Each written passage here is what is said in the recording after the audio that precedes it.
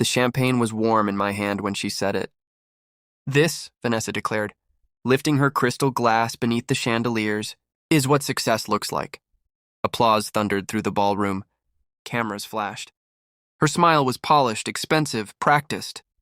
Then she looked at me, that small, victorious glance, as if I were her greatest investment, as if she owned me. I smiled back and checked my watch. 7:32. Right on time. The doors opened. Not dramatically, not violently, just deliberately. 3 suits walked in, federal blue stitched into their lapels, calm faces, clipboards. The applause thinned like oxygen leaving a room. Vanessa's glass paused midair, and her success froze. Vanessa and I were not always enemies. She used to braid my hair before school, used to sneak me cookies when Mom wasn't looking, used to tell me, "I'll always protect you." She was 6 years older, fierce, charismatic, the kind of woman who could sell winter to Alaska when I got injured at 49 and took early retirement. From the City Transit Authority, she cried harder than I did. My $3.2 million pension settlement came after a long arbitration battle. "You don't understand investments," she told me gently. "Let me manage it. I'll make it grow." She had just launched her female empowerment venture capital firm. She was building a brand, podcasts, panels, headlines. I wanted to believe in her the way I always had. So I signed limited authorization papers. Not ownership. Authorization. There's a difference. She thought there wasn't. The first crack appeared 6 months later. I noticed the quarterly statements were summaries, not detailed breakdowns. Reinvested, allocated, strategic deployment, vague words. Vanessa loved vague words. When I asked questions, she smiled. "You worry too much. This is long-term growth." But her lifestyle grew faster than any portfolio I'd ever seen. The penthouse, the Tesla Roadster, the European investor tour. Her social media screamed abundance. My account dashboard whispered something else.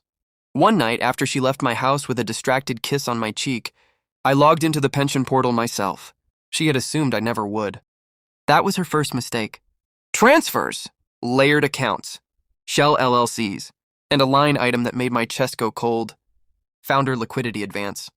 Her company, my money. Pain is loud at first. Then it becomes quiet. That quiet is where strategy lives. I didn't confront her.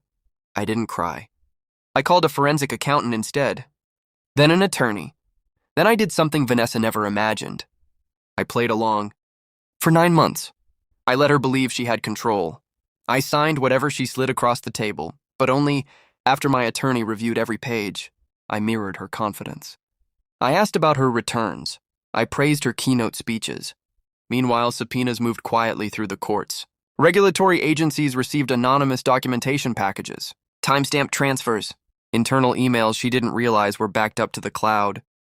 I even attended her rehearsal for the Entrepreneur of the Year Gala. She practiced her acceptance speech in front of me. "Tonight proves resilience wins," she said. Resilience. I almost laughed. Instead, I adjusted her microphone clip. "Perfect," I told her. The gala was obscene in its opulence. Crystal centerpieces, black tie investors, a stage bathed in gold light. Vanessa wore emerald silk. She looked untouchable. They called her name. Standing ovation. She took the stage like she was ascending a throne. "This award," she said, voice smooth as aged whiskey, "is proof that vision and courage create legacy." Legacy. Her eyes found me again in the 3rd row. "This is what success looks like." That's when the doors opened. The agents didn't rush. They didn't need to. Power never rushes. The room shifted. Murmurs rippled. Someone's fork clattered against china. One of the agents approached the stage steps. Vanessa's smile faltered. Just a flicker. "Ms. Delgado?" the agent asked evenly. The microphone carried every syllable.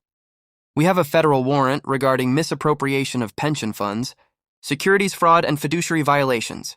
Silence detonated. Her eyes searched the room, then landed on me. Confusion first, then realization. I held her gaze. Didn't blink. She tried to laugh. "This is absurd. There must be some misunderstanding." The agent produced documents. Signed. Dated. Amounts circled in red. My $3.2 million. Frozen assets effective immediately. Her company accounts. Her personal holdings. All seized pending investigation. The screens behind her, which moments earlier displayed her logo in shimmering gold, flickered to black. Success. Frozen. She descended the stage unsteadily. No one touched her. Investors avoided her eyes. Phones were already out. News alerts forming. As they escorted her toward the exit, she pulled her arm free for just a second. "You did this?" she whispered when she passed my table. Her voice wasn't angry. It was stunned. I stood slowly. "You did it to yourself," I replied. No theatrics. No shouting. Just truth. She looked smaller then. Not physically. Internally. The agents guided her through the same doors she once imagined, walking through as a legend. This time no applause followed. 3 months later, the investigation concluded. Full restitution ordered, criminal charges filed, my pension reinstated in full, plus penalties and recovered gains from seized assets. Her empire dissolved like sugar in water. I didn't attend the hearings. I didn't need to. Justice is most satisfying when you've already let go of the outcome. People ask if I feel guilty. She's my sister. She braided my hair once. But she also braided lies into contracts and signed my future into her ambition. Betrayal isn't loud. It's intimate. And revenge doesn't have to be violent to be devastating. Sometimes you simply open the right doors and let the truth walk in. I still keep the champagne glass from that night. Unfinished. A reminder. She taught me something valuable in the end. Success isn't what you toast on a stage. It's what survives when the doors open.